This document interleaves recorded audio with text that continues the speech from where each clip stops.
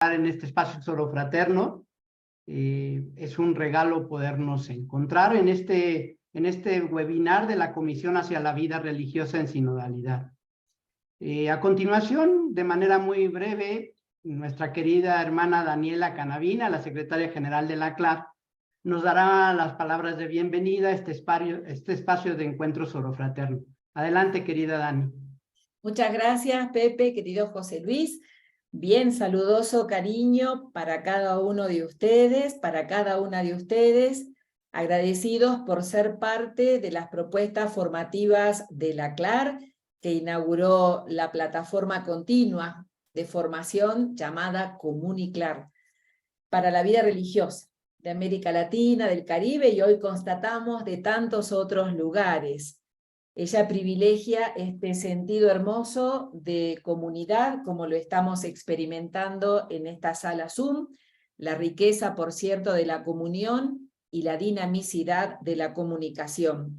Y lo hacemos con este webinar titulado Acoger nuestras vulnerabilidades en la vida religiosa. No sé si recuerdan que la Unión Internacional de Superioras Generales, el año pasado, presentó un tema titulado Acoger nuestras vulnerabilidades, abrazar la vulnerabilidad en el camino sinodal. Y luego la CLAR editó un libro titulado Vulnerabilidad, abusos y cuidado en la vida religiosa femenina, que todavía está haciendo como mucho ruido, ¿no? Todo, por cierto, habla de fragilidad, de límites, pero también de un trabajo de transformación interior. Parece hoy fácil perder la esperanza, pero las mujeres del alba, de este horizonte tan hermoso e inspirador de la CLAR, nos vienen a iluminar el camino. Y con ellas vamos hacia el horizonte, con la osada esperanza al despuntar la aurora. Y así queremos caminar, queremos ayudarnos y alentarnos. La hermana Liliana Franco les deja un cariñoso saludo, tuvo un inconveniente y no pudo estar presente en este momento y me delegó este saludo. Y quiero agradecer a esta comisión hacia la vida religiosa en sinodalidad, que tienen propuestas muy interesantes para regalarnos a lo largo de este trienio en curso. Y bueno, nos acompaña la hermana Cristina Robaina, de la Compañía de Santa Teresa, uruguaya, José Luis Loyola, misionero del Espíritu Santo, mexicano, y la hermana Inés Zambrano, de las Hermanas Lauritas, ecuatoriana, pero la tenemos por aquí también muy cerquita, tantas veces, ¿no? Así que agradecemos la presencia de ustedes tres, y de los invitados que hoy nos van a honrar con sus palabras, con su sabiduría, para hacer un camino de fortaleza y resiliencia. Muchas gracias por estar aquí. Gracias, José Luis. Pues muchas gracias, Dani, por estas palabras de bienvenida que nos hacen sentirnos en este camino de la osada esperanza junto a las mujeres del alba. Ahora en este momento, nuestra hermana Inés Zambrano, la querida Inés de la comisión, nos va a presentar brevemente este webinar y nos va a poner también en una actitud de oración para presentarle al Señor este momento de encuentro sorofraterno. Adelante, Inés. Yo también quiero iniciar con un saludo fraterno, pascual, en nombre de la Comisión de la CLAR hacia una vida religiosa en sinodalidad. Acoger nuestra vulnerabilidad o abrazar, vivir a plenitud, el tema que vamos a profundizar hoy. Vivir a plenitud nuestra humanidad con el corazón abierto es lo que nos transforma, es lo que nos hace más humanos, más humanas. Sabernos vulnerables posibilita la sinodalidad, nos hace sentir que nos necesitamos para caminar juntos, juntas, abrazando su belleza y fragilidad, y desde ahí inclinarnos ante la fragilidad de nuestro hermano, de nuestra hermana. Desde este anhelo del corazón, la comisión hemos organizado con mucho cariño este primer webinar de reflexión y formación. Qué bueno que están aquí. Qué bueno que nos hemos congregado en esta tarde como familia. Así que gracias a la CLAR por confiar en la comisión, y aquí estamos con todo gusto para compartir con ustedes en esta tarde. Y vamos a iniciar con un momentito de oración, pidiéndole a Dios la gracia de acoger, de abrazar nuestras vulnerabilidades como vida religiosa o en la vida religiosa. Estamos en tiempo pascual. María y las demás mujeres salieron temprano hacia el sepulcro cuando aún estaba oscuro. Les empujaba la esperanza desde la promesa de este tercer día. María, angustiada, no reconoció a Jesús hasta que le dijo su nombre. Jesús nos nombra en cada encuentro con él y al hacerlo nos devuelve la esperanza, la dignidad, el reconocimiento. Escuchemos esta canción.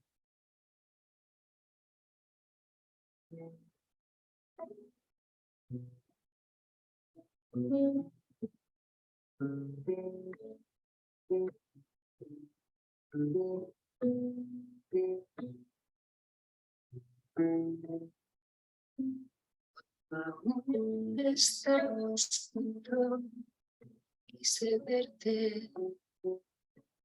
Cuando aún está oscuro, voy a velarte. Pero no estás aquí, y creí que te perdí, sin darme cuenta que la luz brillaba aquí. Cuando aún está oscuro, te busqué. Cuando aún está oscuro, no te hallé. Fuiste tú quien, fuiste tú quien. La luz venció a la noche con tu amor.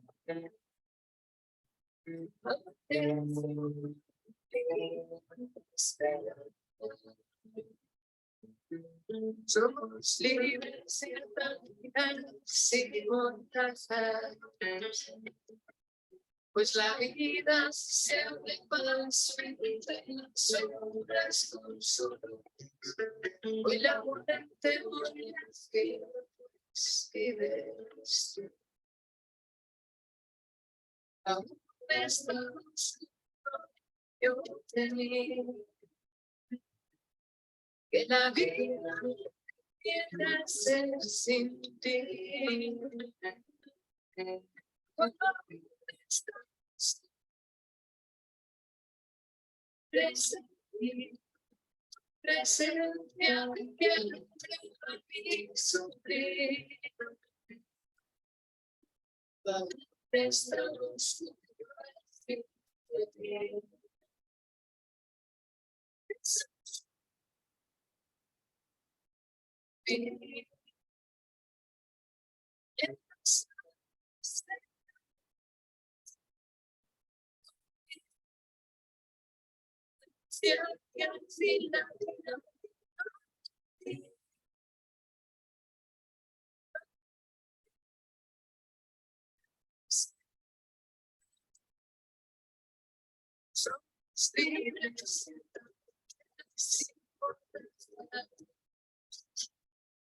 la vida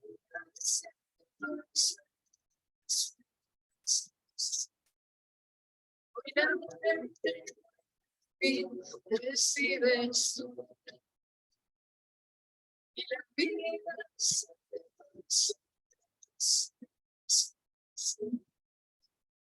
la muerte recibes tú.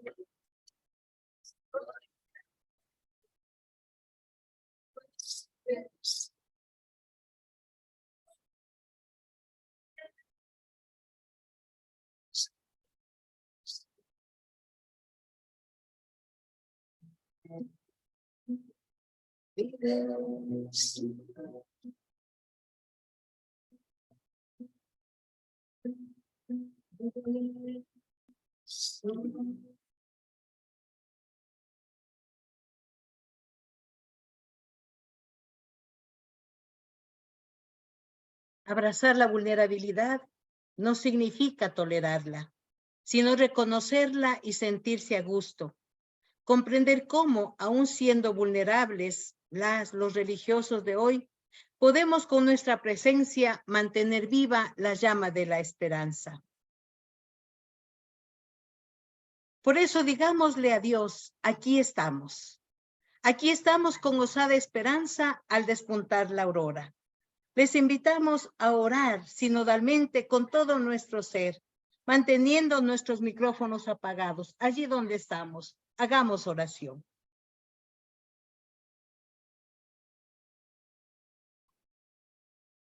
En los ojos, una mirada transparente.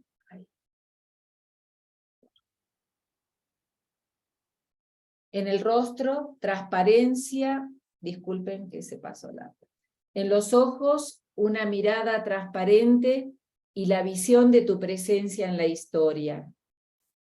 En los oídos, la escucha respetuosa y atenta de los clamores y gritos de los que no tienen voz. En los labios, una palabra cercana, tierna y buena para los que buscan y preguntan.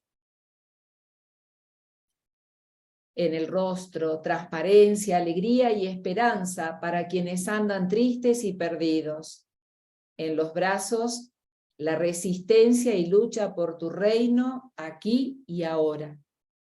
Y en las manos, la disponibilidad solidaria y un manantial de caricias. En los hombros, la fortaleza necesaria para cargar a débiles, cansados y heridos.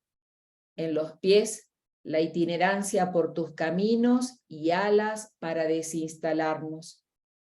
En el corazón, tu pasión, tu paz, tu latir y la cercanía a los pobres. Y en el vientre, la vida, siempre la vida. Recibida, gestada, dada y amada.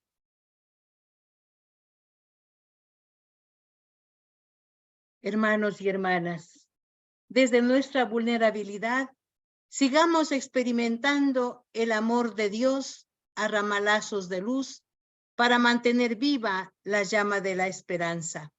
Bendiciones para todos y un buen webinar. Muchas gracias, Inés. Querida Inés, sabiéndonos así en la presencia ya de nuestro Dios, percibiendo la presencia del resucitado y acompañado por las mujeres del alba, pues nos adentramos en este momento a nuestra primera presentación del webinar, que hemos titulado Habitar la propia vulnerabilidad como condición antropológica y lugar teológico para una vida religiosa hoy. Para ello, contamos con la presencia, con la rica presencia virtual de Lola Rieta, de las hermanas de la Caridad de Vedruna. Ella es española, es acompañante espiritual y psicoterapeuta, maestra en espiritualidad, servicio que realiza desde la práctica y la investigación. Lola es coordinadora del equipo RUAG, espacio de acompañamiento y formación interdisciplinar de las hermanas Vedrunas en España, el cual fue fundado en 1997 por Lola junto con las hermanas Marisa Moresco y Concha Calleja. Tiene estudios en psicología y en teología, sabemos que es especializada en psicoterapia, ejerce su profesión y ofrece formación y asesoramiento a instituciones diversas, como desde este carácter de acompañar la vida, comprometida en el diálogo entre la psicología, la espiritualidad, siempre teniendo muy presente los contextos. Desde ahí nace la propuesta de acompañamiento espiritual en la vida diaria, desde un enfoque muy integral, sea en el campo de la vida religiosa, sea en el campo laical, sea con los jóvenes. Sabemos de muchas publicaciones que nos han ayudado en nuestros procesos de vida, en los espacios de formación, y es un gusto tenerla bien desvelada y con gripa, pero aquí la tenemos para que nos comparta, pues desde su visión, este panorama. Junto con ella también está Coba, de las hermanas también, Carmelitas de la Caridad Vedruna, que estará por ahí también acompañando, que es parte del equipo RUAG. Siempre trabajan en ese estar juntos. Pues muchísimas gracias, Lola, muchísimas gracias, Coba, por este espacio que nos brindan para enriquecernos. Solamente una nota para decir, la presentación está pensada en unos 40 minutos, y queríamos que si algunos o algunas quisieran hacer alguna breve pregunta, la pudieran colgar en el chat. Ya después la recuperamos y si hay algún tiempito podemos preguntarles. Pues muchísimas gracias y adelante, Lola. Adelante, Coba. Gracias.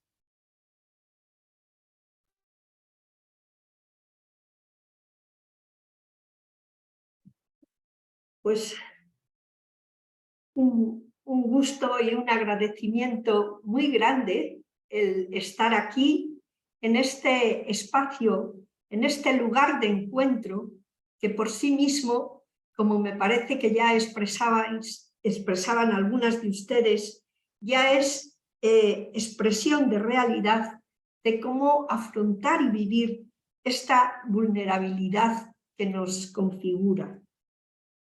El deseo de hoy, en lo que vamos a compartir en este rato, es ceñirnos muy claramente a la invitación que nos habéis hecho.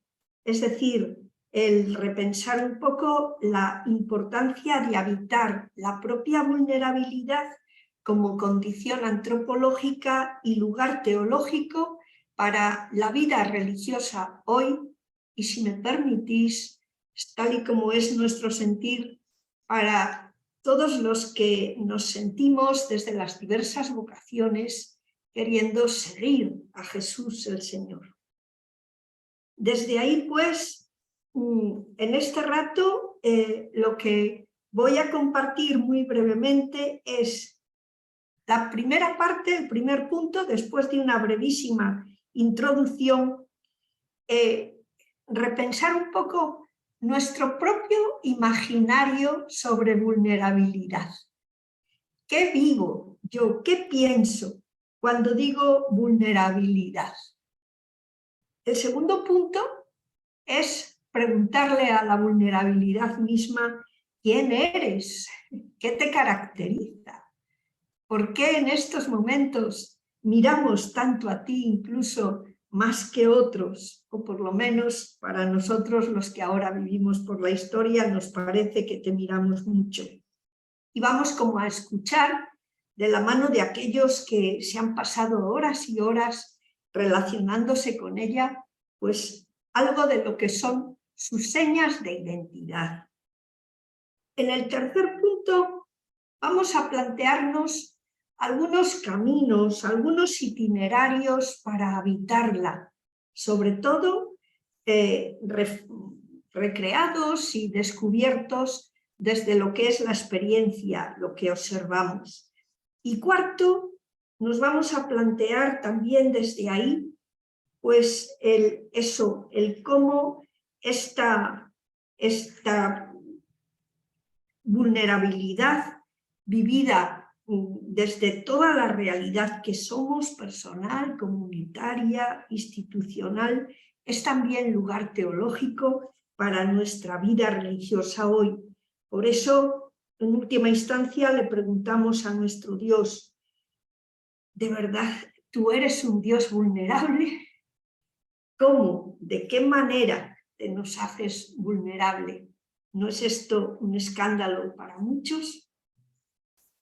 Desde ahí, nuestro deseo, como reflexionamos tanto en equipo, pues hubiera sido, la verdad, el hacer este planteamiento contando también con alguna otra compañera de manera viva y activa en este momento. Pero bueno, pues dada una serie de cuestiones, sobre todo de agenda, no ha sido posible y sin embargo, con todo gusto, pues recogiendo también lo que es la sensibilidad y nuestra propia reflexión, aquí estoy yo para también compartir en la medida de lo posible. ¿En qué nos inspiramos mucho? En RUAG, desde hace 5 años, tenemos en marcha también un espacio de formación que llamamos Círculos de Encuentro, Marisa Moresco, precisamente en memoria de nuestra compañera, que justo en este día 19 de abril, hace 5 años que falleció de forma repentina en un accidente de tráfico. Bueno, pues en los círculos del año pasado repensamos muchísimo este concepto de vulnerabilidad y desde ahí también, desde toda esa reflexión compartida y recogida en un texto, pues es desde donde quiero aportar esta reflexión. Sin más, entonces, comienzo. Leo el título: La importancia de habitar la propia vulnerabilidad como condición antropológica y lugar teológico para la vida religiosa hoy. E inmediatamente es como si vinieran y se me evocaran escenas de la vida religiosa de nuestra cotidianidad. Escenas, yo diría, que hablan un poco de lo que es habitarla y de lo que es vivir un poco desahuciados, expulsados de ella, alejándonos de ella o intentando de verdad que ella se aleje de nosotros.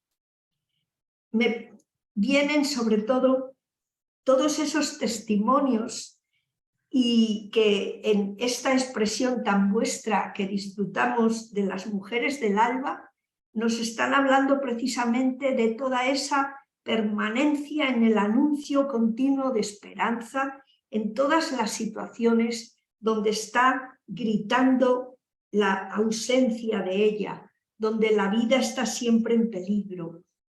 Esas situaciones en las que verdaderamente los grupos y comunidades completas en muchos de sus diálogos, de sus asambleas, no dejan de replantearse cómo abordar, cómo seguir viviendo este anuncio de esperanza.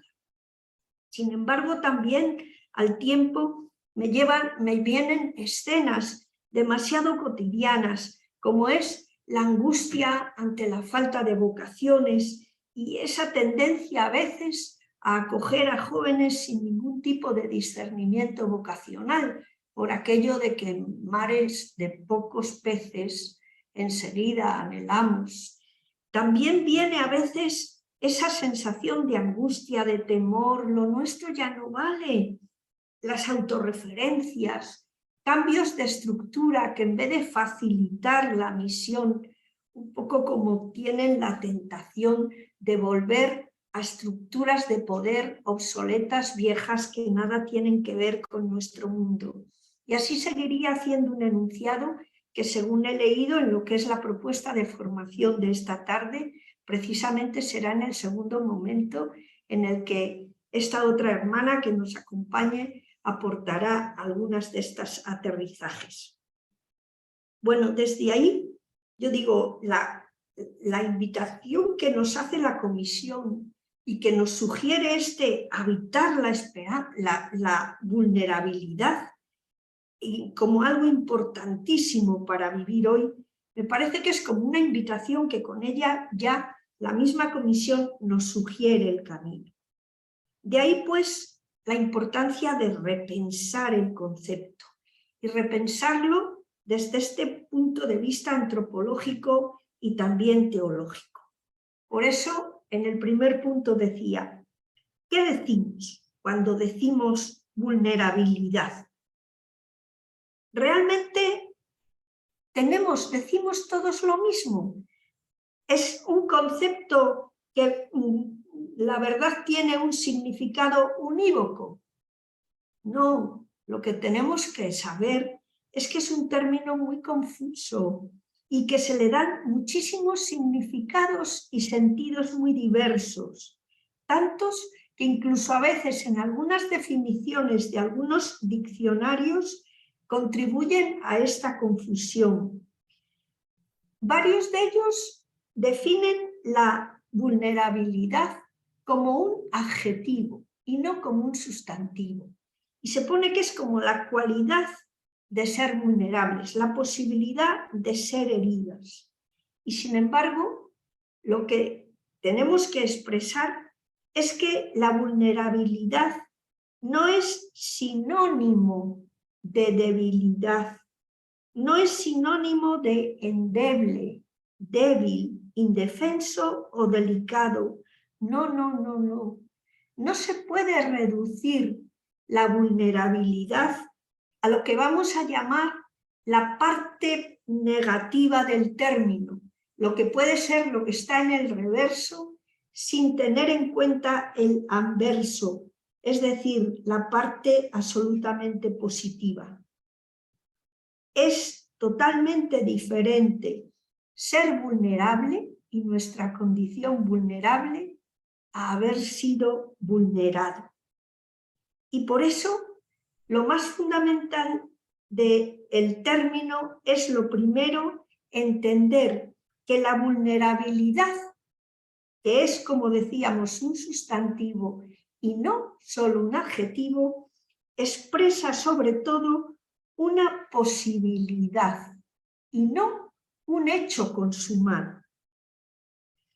Es decir, toda expresión, por eso, de vulnerabilidad que no respeta esta condición de posibilidad, no nos sirve para entendernos en nuestra condición de seres vulnerables, habitados, que es lo que nos constituye.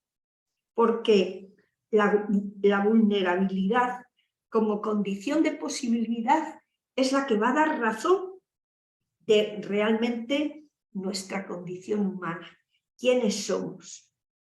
Y por eso, así entendido como condición abierta, como posibilidad abierta, pues claro, cuando yo me pregunto, ¿cómo me vivo como mujer vulnerable?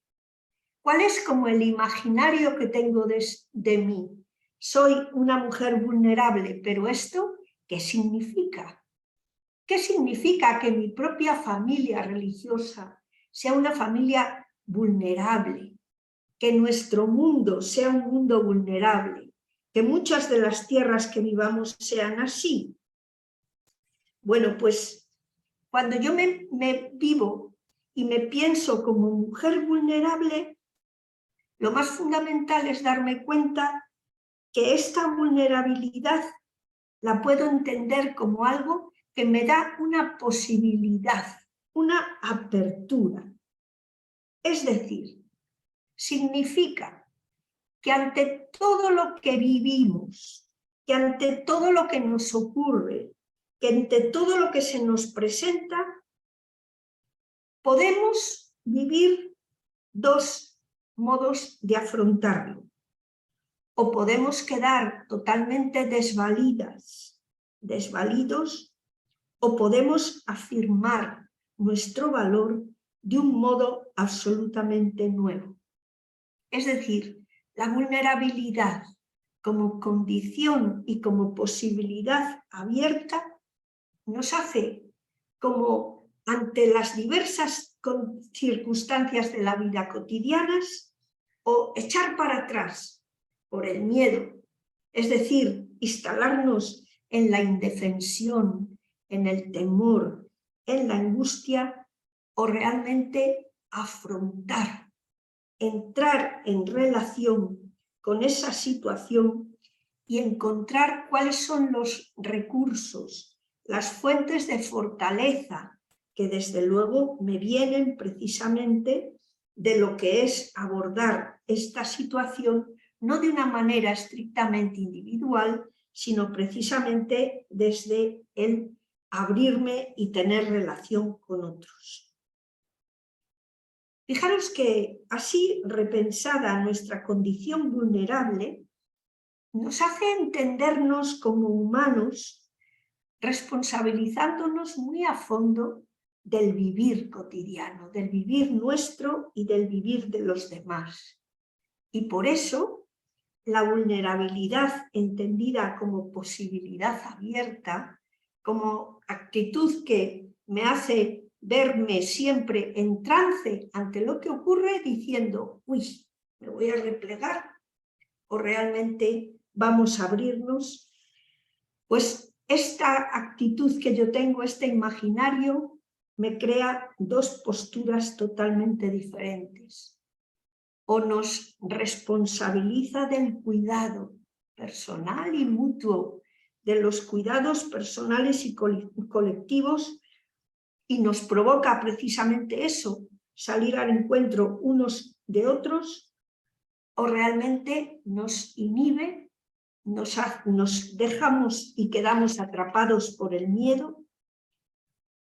¿Dónde? ¿Cómo afrontamos todo esto?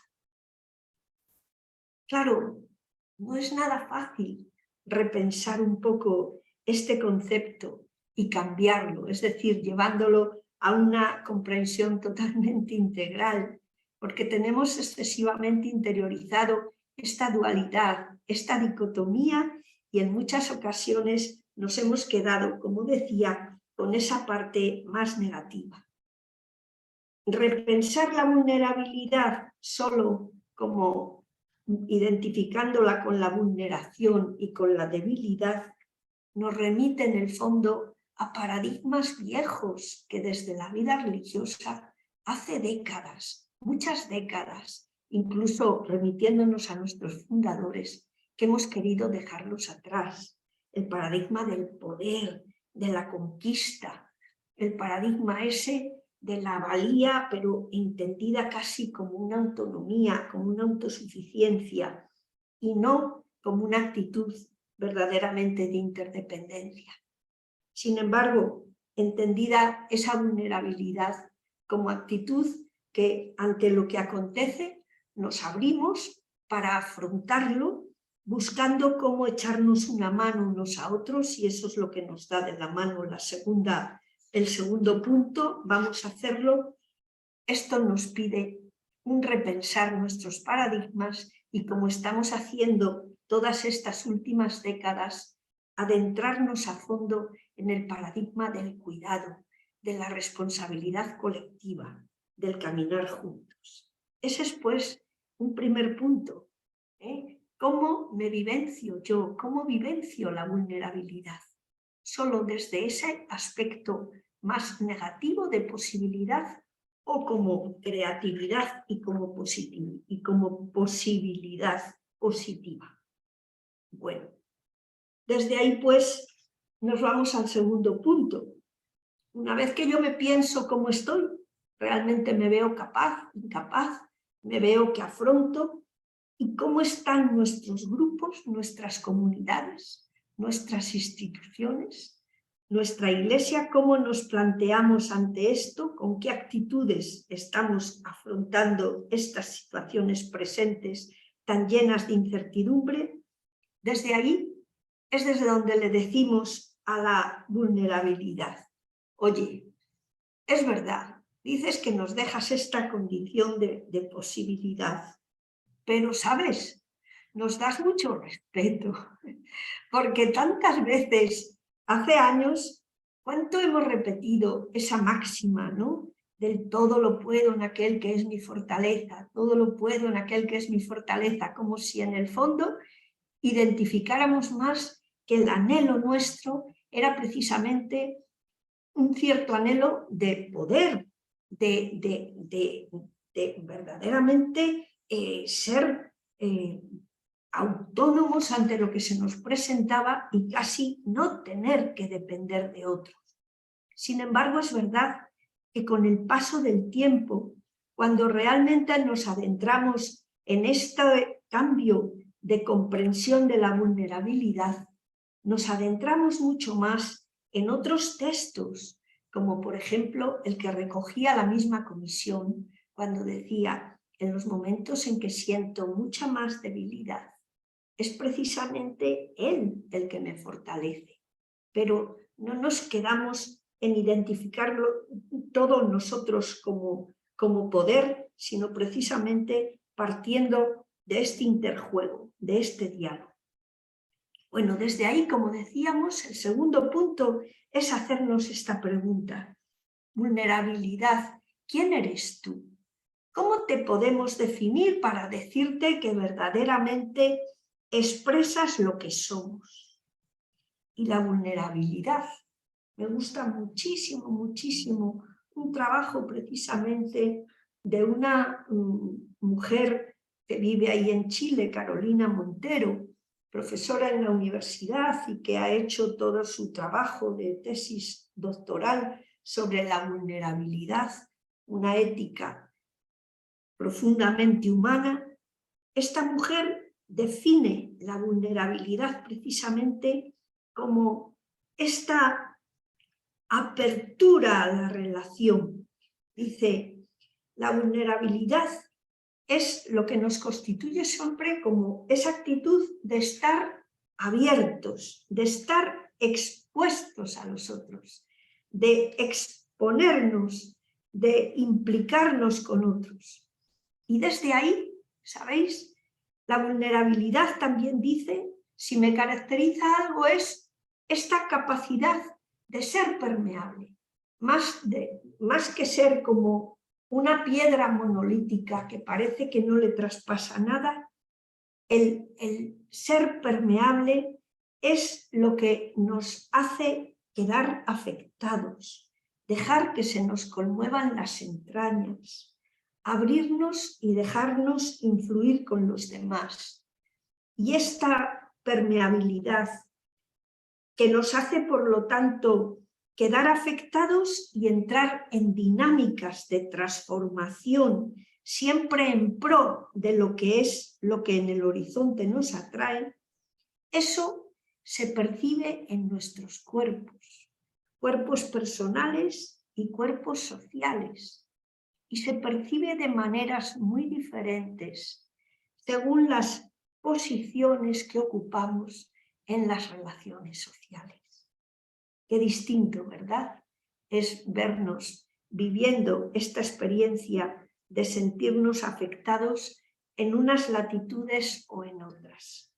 Y en ese sentido, pues, todo esto que se percibe en los cuerpos, en las posiciones y en las relaciones, es lo que nos hace, por lo tanto, repensar desde ahí la actitud a tomar ante lo que estamos viviendo.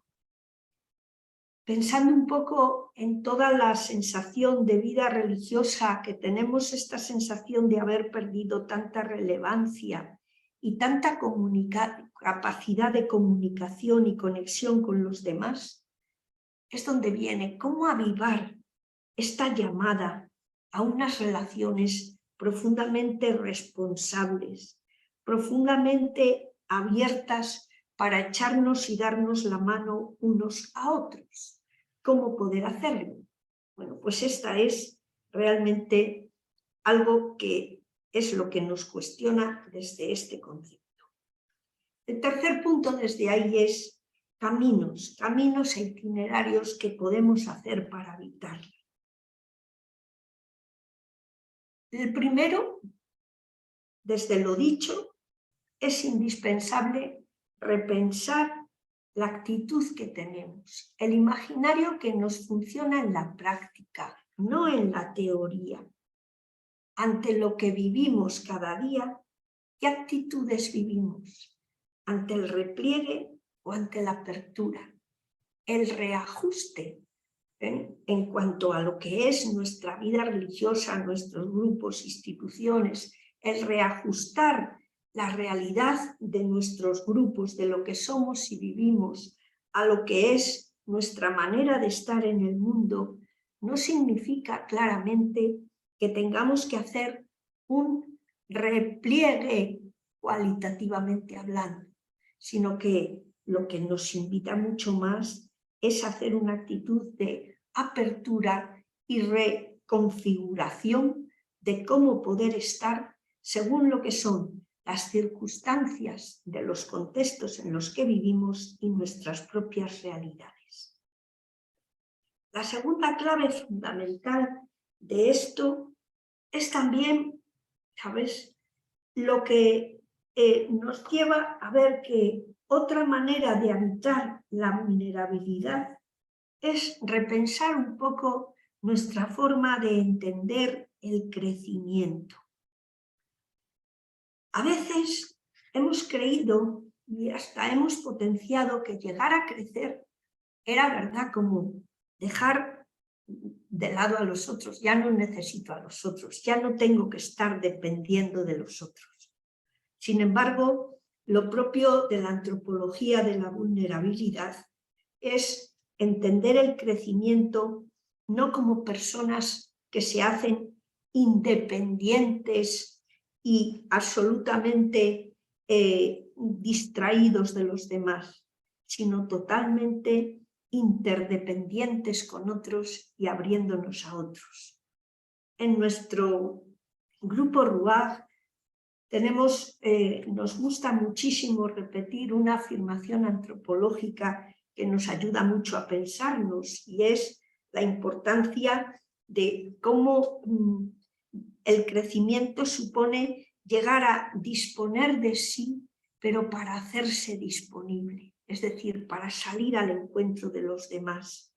Y un crecimiento que se entiende como el disponer de sí es precisamente esa capacidad de poder concienciar e identificar las situaciones que continuamente vivimos y, según sean estas, buscar los recursos, tomar las decisiones, salir al encuentro unos de otros para ver lo más adecuado que podemos hacer para afrontarlo. Crecer nos invita también, por lo tanto, a abandonar y erradicar definitivamente esas sutiles formas que parece que resurgen de paradigmas basados un poco todavía en paternalismos, en maternalismos, en valías, en el que tú vales, que tú puedes, pero que no nos han ayudado a entender el empoderamiento como verdaderamente lo entiende la vulnerabilidad.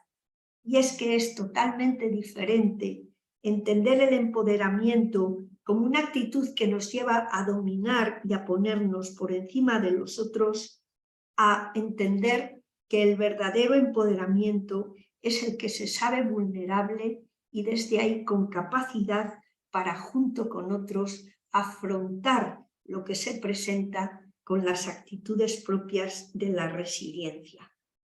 Crecer, por eso, es entender que somos en relación y que es precisamente desde la relación desde donde nuestra vulnerabilidad se hace también gestante y gestadora y continuamente nos ofrece oportunidades para acercarnos a otros, para relacionarnos, para construir proyectos, para caminar juntos y reestructurando desde ahí las instituciones y afrontando los desafíos y las desigualdades.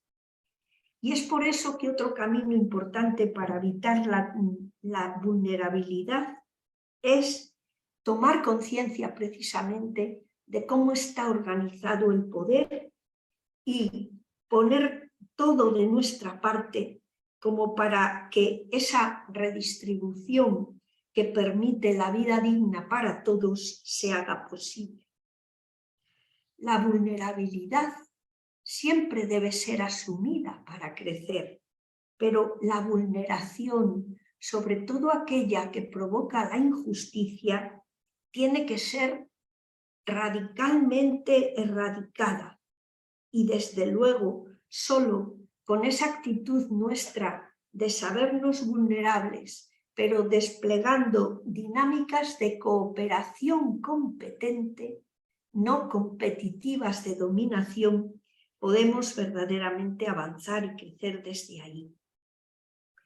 Y el otro camino para evitar la propia vulnerabilidad es precisamente ese: entender que la vulnerabilidad relacional no contrapone autonomía con vulnerabilidad, como diciendo, cuanto más capaces somos, menos vulnerables nos sentimos. Cuanto más vulnerables nos sentimos, menos capaces somos. No, no. Autonomía y vulnerabilidad no son categorías contrapuestas, sino vinculadas. Y por lo tanto, para de verdad poder crecer en lo que es capacidad y capacidades de afrontar la vida, necesitamos, como dice Martha Nussbaum, esas condiciones de posibilidad sociales y personales y comunitarias y políticas y económicas que hagan posible ese desarrollo. cuando realmente esto se da, entonces es cuando entendemos que la vulnerabilidad relacional es aquella que sabe que sin la interdependencia, es decir, sintiéndonos unos como profundamente vinculados a los otros, sin ello no podemos vivir, no podríamos vivir. Desde ahí, pues, no sé cómo andamos de tiempo, José Luis. ¿Estamos acabando el tiempo? Es para saber qué nos falta. ¿Podemos contar con otros 10 minutitos? Muy bien, gracias. Bueno, pues, como digo, ahí es donde, sabiendo que estos son algunos caminos, tenemos que ver qué nos posibilita habitar la vulnerabilidad. Pues nos posibilita ver que esto por lo que andamos, estos caminos por los que andamos, se orientan precisamente al horizonte que atrae. Y ese horizonte que atrae es el reconocernos unos cercanos a otros y unos abiertos a los otros. Es decir, el reconocimiento y el aprecio frente a lo que es la indiferencia, una indiferencia que es la más letal, la que más mata, la que más es profundamente inhumana. Nos impresiona mucho aquello del filósofo, ¿no?, de Levinas, que siempre cuando nos habla precisamente de esa alteridad, de esa relación y de ese encuentro, siempre nos insiste en que en el encuentro unos para con otros nos hacemos como rehenes de un destino común. Y esto no para agobiarnos, sino como para saber que verdaderamente la vida y la relación es algo de la que todos estamos llamados a disfrutar, y no solo unos poquitos. Esta actitud, por lo tanto, de la apertura a los otros es la que posibilita desde la vulnerabilidad eso que hoy en día se llama la ética de la vulnerabilidad. Esa ética de la vulnerabilidad que precisamente, aludiendo de nuevo, como os decía, a este trabajo de Carolina Montero, ella expresa que esta ética puede ser vivida a diferentes niveles. El primer nivel es el de reconocer que la vulnerabilidad es una condición universal, pero que tiene concreciones en cada persona. Y por lo tanto, lo que se hace necesario desde cada uno de nosotros, personas y colectivos, es decir, personas individuales y personas sociales, es una toma de postura, una acción y una decisión ética. Ese es como el primer nivel. El segundo nivel de esta ética de la vulnerabilidad, ella lo pone precisamente en que al saber, y mucho más en este mundo nuestro tan globalizado, al saber precisamente que existe esta interdependencia humana global, estemos cada vez más atentas y atentos y seamos un poco denunciadores y anunciadores de cómo se distribuye el poder en todo lo que tiene que ver de nuestras relaciones entre unos y otros y nuestras relaciones con los demás. Es decir, contribuir precisamente a esa dinámica, a esas relaciones que van muchísimo más en la línea de lo que nuestro Papa Francisco en la Fratelli Tutti precisamente y en la Laudato Si habla, y es lo que luego se recoge de la importancia de la sinodalidad. Y el tercer nivel de esta ética es precisamente como que el reconocernos como vulnerables es lo que fundamenta y hace posible esta actitud profundamente creativa que nos hace desarrollar políticas sociales, humanas, proyectos en nuestras propias congregaciones y que esto es lo que ayuda a desarrollar planes creativos y con imaginación para afrontar y salir al encuentro de las necesidades de los más vulnerados según las circunstancias de nuestro mundo moderno. Es por eso que desde ahí habitar la vulnerabilidad no se reduce exclusivamente a unas actitudes individuales, a algo personal exclusivamente, aunque no puede prescindir de ello, sino que se amplía y se expresa también en lo que es una actitud absolutamente comunitaria, social y que genera ese tejido que hace posible la vida para todos. Y por otro lado, la vulnerabilidad es lo que hace posible el despliegue del amor. ¿Cuántas veces hemos dicho cómo el amor es una de las realidades de existencia que más miedo nos da? ¿Por qué? Porque en el amor se agudizan muchísimo los sentimientos de quedar expuestos a los otros, de sentirnos precisamente como mucho más susceptibles de ser heridos, de ser ridiculizados, de ser aceptados. ¿De qué? Fijaros que desde el amor es desde donde sale muchas veces el temor y las vergüenzas. Esa vergüenza que en el fondo es la que surge por no vivir la vulnerabilidad de manera adecuada, y por eso en ocasiones pues nos sentimos muchas veces en una exposición que nos da miedo, pero en el fondo es por esos agujeros de carencia de dignidad o de reconocimiento de nuestras capacidades. Desde ahí siempre decimos que el habitar la vulnerabilidad es la que genera la posibilidad profunda de desplegar todos los dinamismos del amor que nos configuran, algo tan específico, también tan singular de nuestro propio proyecto de vida religiosa. Y otro aspecto importante es que, habitando la vulnerabilidad, podemos tener fortaleza para plantarle cara a la violencia, erradicar los abusos, y no solamente el plantarle cara a la violencia relacional, que a veces también está tan instalada en nuestras propias comunidades, con actitudes de bullying que los hemos pensado muchas veces solo en el término de las escuelas, pero que sin embargo se dan incluso en nuestras conversaciones cotidianas, en nuestras relaciones, en nuestras asambleas. Pero podemos también, como lo estamos haciendo, plantar cara a la violencia de las masas, la que viene por las redes sociales, la que viene directamente por el terreno, por las condiciones de vida tan en precario como conocemos bien.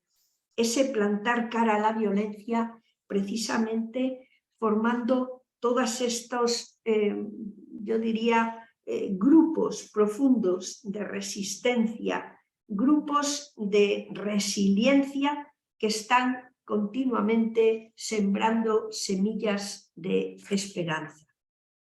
Y por último, decíamos también el último punto, la vulnerabilidad podemos vivirla como lugar teológico.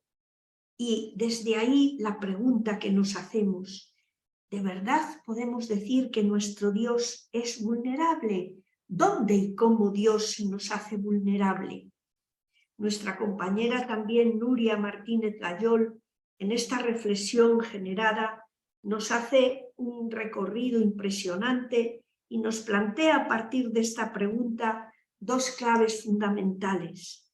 Nuestro Dios se hace vulnerable porque desde su comprensión de Dios Trinidad, Dios Comunidad, Dios Comunión, se deja afectar en la creación precisamente esa creación por el amor, por esa continua preocupación y responsabilidad que se echa a las espaldas. Se deja afectar por el estar juntos. Es como que decidió involucrarnos con él y se deja afectar por eso, que en esta convivencia lo hace no desde un lugar lejano, sino en la profunda inclusión. Pero la segunda clave, que es ya muy focalizada, dice: y sobre todo, este Dios Trinidad se nos hace vulnerable y se revela precisamente en Jesús, el que es la expresión del ser mismo de Dios y lo que refleja de una forma impresionante el modo de ser plenamente humano, considerándose y viviendo a fondo su condición de vulnerable. Por eso, como dice también un canto de Ainhoa, el Dios que se revela como vulnerable lo hace desde abajo, desde cerca y desde dentro. El desde abajo, porque el otro siempre se le considera como alguien digno de ser escuchado y por lo tanto no es eso, no somos nosotros los que vamos y nosotras los que vamos a dar sermones, los que vamos a dar las lecciones a los otros, sino que nos vamos a poner al lado del otro, reconsiderándole como alguien que escuchándole a fondo es posible que quede yo afectada, que podamos cambiar. Y esa es la actitud fundamental y que hace tiempo la vida religiosa y desde luego desde vuestra querida y nuestra querida Clar ha hecho esta apuesta. El Dios se revela como vulnerable desde abajo en esta actitud continua de escucha, pero también se hace vulnerable desde cerca. ¿Por qué? Porque Dios dialoga siempre desde y en las situaciones cotidianas de la vida. Y lo hace a través de las personas que conviven con nosotros. Y por eso la clave fundamental es esta proximidad, el hacernos próximos que tanto repite el Papa Francisco. Y por último también Dios se revela como vulnerable desde dentro, es decir, la escucha y la proximidad desde dentro solo es posible cuando nos acercamos unos a otros conectándonos desde el corazón, que es esa sede fundamental de la escucha, porque es ahí donde sentimos que se nos conmueven las entrañas como lo sentimos a Jesús. Y por eso este Dios que se revela como vulnerable en su proyecto de inclusión en Cristo es el que nos invita también en este momento a ver que nada está perdido y que quizás más que nunca es momento de también nosotros entender que habitando la propia vulnerabilidad se nos revela esta posibilidad de sentirle a Él mismo, a nuestro Dios por su Espíritu, acompañándonos cada día. Es el que nos enseña, igual que Él vivió el ser uno de tantos, a ser nosotros esos unos de tantos. Y desde luego, el que desde dentro, es decir, tomando nuestra propia condición, recorrió el camino, nos invita y nos ayuda a que también nosotros recorramos este camino. Dicen que ningún tiempo pasado fue mejor, que cada vez en la historia una tensión siempre presente y viva es mantenernos en ese miedo a quedar aplastados y vulnerados en nuestra vulnerabilidad, pero por otro lado la tensión precisamente, y esta es la invitación, es a habitarla de tal manera que en ella descubramos esta posibilidad abierta para, al igual que Jesús, en los trances personales, sociales, comunitarios e institucionales que nos toca vivir, no quedarnos en el repliegue, sino abrirnos para, en el encuentro de unos y de otros, buscar y posibilitarnos las condiciones y los recursos necesarios para seguir andando el camino,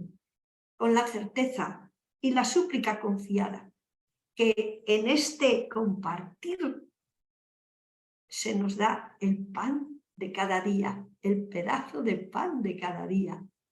Y desde ahí, entonces, es cuando podemos mantener pues esa vela encendida de esperanza en nuestros propios corazones.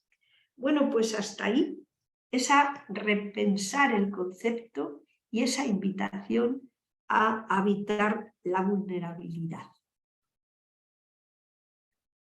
Muchísimas gracias, Lola. Seguro que para todos nosotros, para todas nosotros es un momento de, pues de verdad, de darnos oportunidad de dejar que este sujeto, que es la vulnerabilidad, pues nos pueda habitar como esa posibilidad, ¿no? Desde este campo de humanización, de humanidad, de camino también de encuentro con la vida.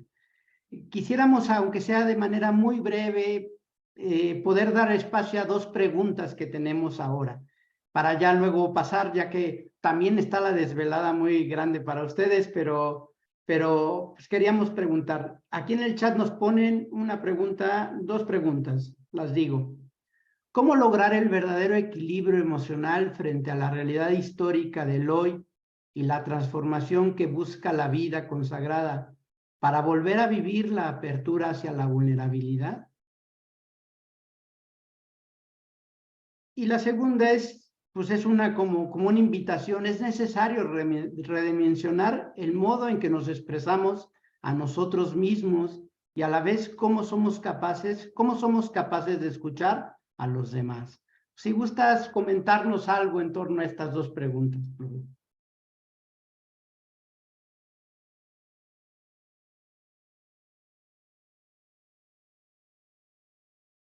No se te escucha, Lola. Sí. Dice, ¿cómo lograr el verdadero equilibrio emocional? Dice, un punto que en función del tiempo casi no he desarrollado es precisamente el ver que la habilidad, habitar la vulnerabilidad nos posibilita lugares de encuentro, ¿verdad? Lugares de encuentro.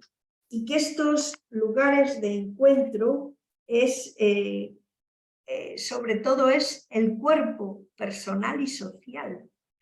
Y claro, para vivir esto, o sea, que el cuerpo sea un lugar de encuentro, tanto en lo personal como social, pues de lo que se trata precisamente es de que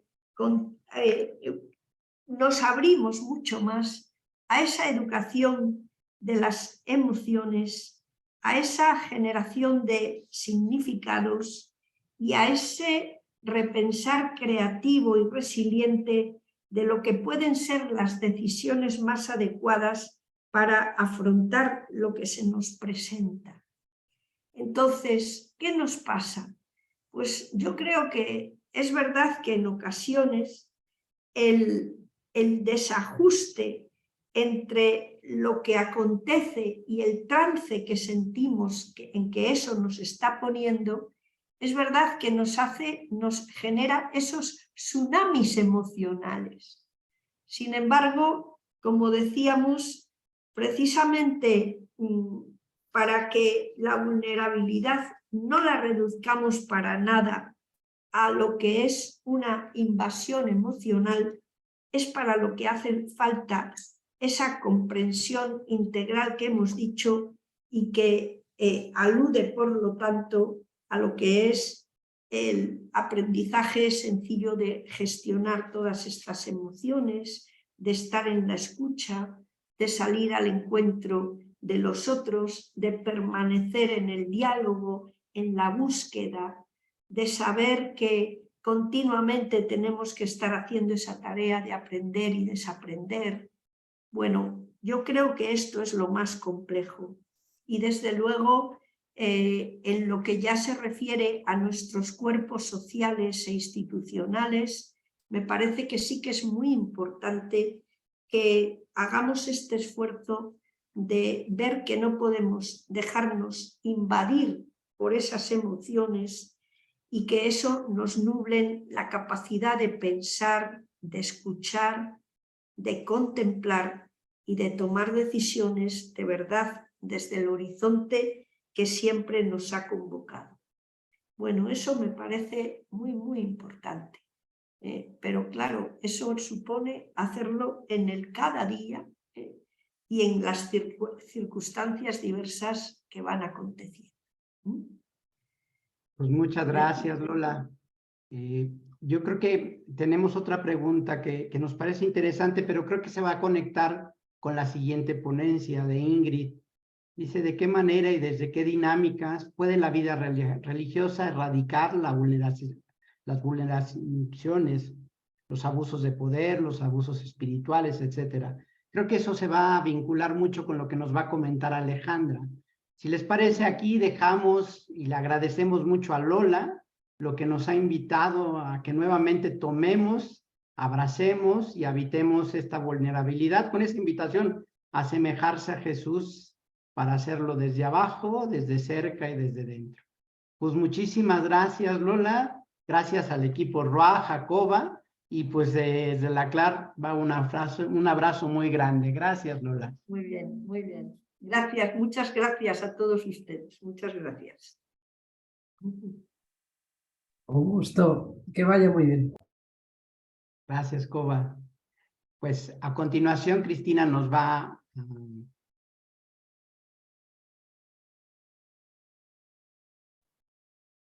Hola, la verdad que muchísimas gracias, Lola, por tu presentación tan clarificadora, tan profunda y tan de mostrarnos el anverso que nos decías. Entonces ahora vamos a tratar, así pensamos el webinar, de ver el reverso. Y planteábamos la pregunta a Alejandra de cuáles son las consecuencias de no apropiarnos adultamente de nuestras vulnerabilidades. Alejandra, a quien recibimos con mucho agradecimiento y con mucho cariño, es argentina, es religiosa de las Hermanas Dominicas del Santísimo Nombre de Jesús, y a su licenciatura en Psicología, su maestría en Literatura, Arte y Pensamiento y su doctorado en Humanidades, ha sumado el diplomado en Protección de Menores en el Centro de Protección de la Universidad Gregoriana. Es entonces miembro de la Comisión de Cuidado de Menores, Jóvenes, Adultos Vulnerables de la CLAR. Entonces, bueno, agradecemos muchísimo, Alejandra, que estés con nosotros y nosotras, y que puedas, bueno, darnos luz sobre esto. Anterior, tenemos 40 minutos, y quien quiera hacer alguna pregunta, de la misma forma podemos hacerlas en el chat. Gracias, Alejandra, bienvenida. Gracias, Cristina. Un gusto, gracias por la invitación. Buenas noches a todos, ya aquí es de noche en Argentina.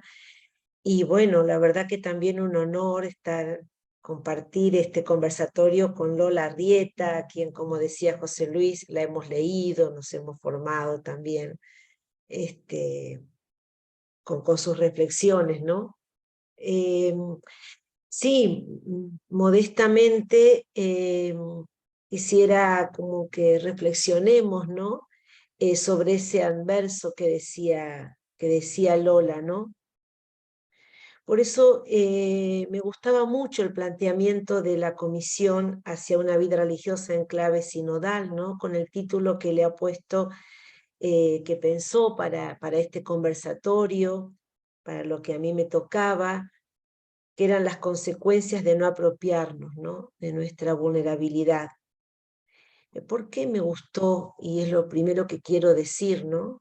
Me gustó porque creo que pone el foco en nosotras mismas, en nosotros mismos, ¿no? Alguien decía, esta posibilidad que nos tenemos que dar, la edad que tengamos, las circunstancias que estemos viviendo, sean cuales sean, de poder girar nuestra cabeza para mirar las cosas desde otra perspectiva, de perspectivas diferentes, para poder mirarnos. Algo tenemos que poder mirar, algo tenemos que poder revisar. Una teóloga hace poco nos decía en una reunión de dominicas, no está todo bien lo que hacemos. Hay muchas cosas que hacemos bien, que vivimos bien, pero también nos tenemos como que animarnos a replantear, ¿no? Que creo que es un poco la invitación que nos hace esta comisión esta noche, ¿no? Mirarnos desde la propia vulnerabilidad, como planteaba Lola, mirarnos en esa vulnerabilidad en cada uno de nosotros, de nosotras, como adultos responsables, corrernos también, en este caso, ¿verdad?, de a veces de ese rol autorreferente, victimario, ¿no? Porque bueno, los que estamos aquí seguramente somos responsables o de una congregación, o de una comunidad, o de un área pastoral, y entonces desde esa ética de la responsabilidad, desde esta ética del cuidado que estamos intentando pensar hoy, poder pensar la formación, poder pensarnos a nosotras mismas, ¿no?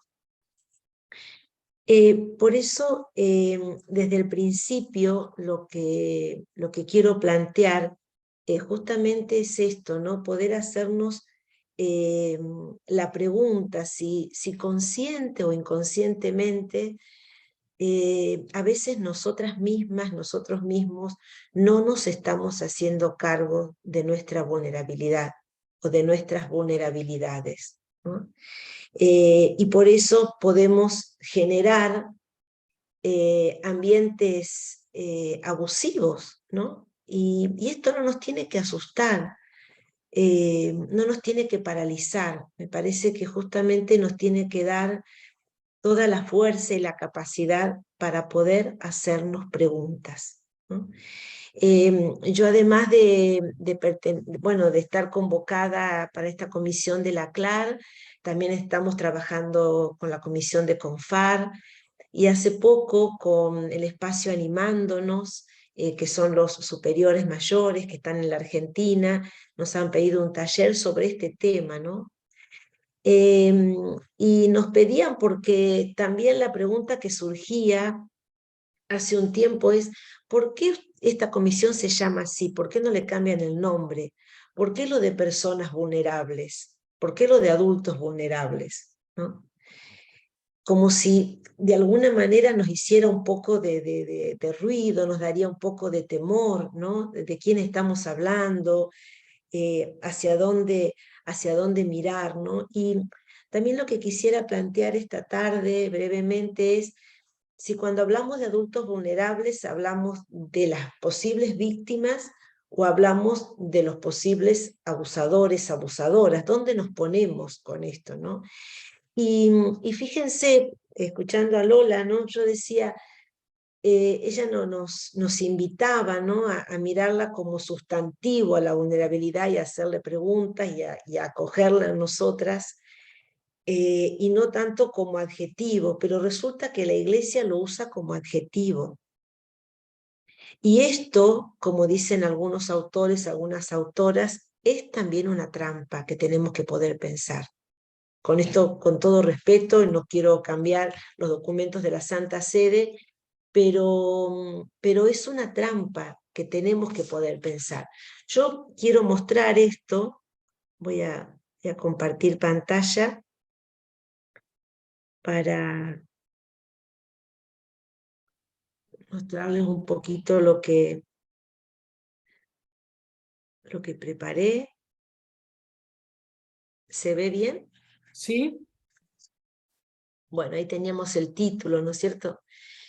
Fíjense que la Iglesia dice personas vulnerables. Ahí está el adjetivo, como decíamos, ¿no? Y ha aparecido este término, mal que nos pese, en relación al abuso eclesial, al abuso dentro de nuestra amada, querida Iglesia, ¿no? También ha aparecido en la psicología, en la sociología, en las discusiones legales, ¿no? Pero ha aparecido en los documentos de la Iglesia que hablan sobre prevenir el abuso o qué hacer con el abuso, ¿verdad? Disculpen, pero se me traba.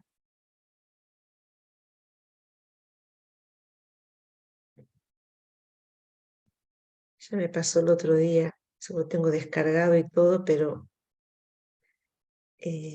disculpen.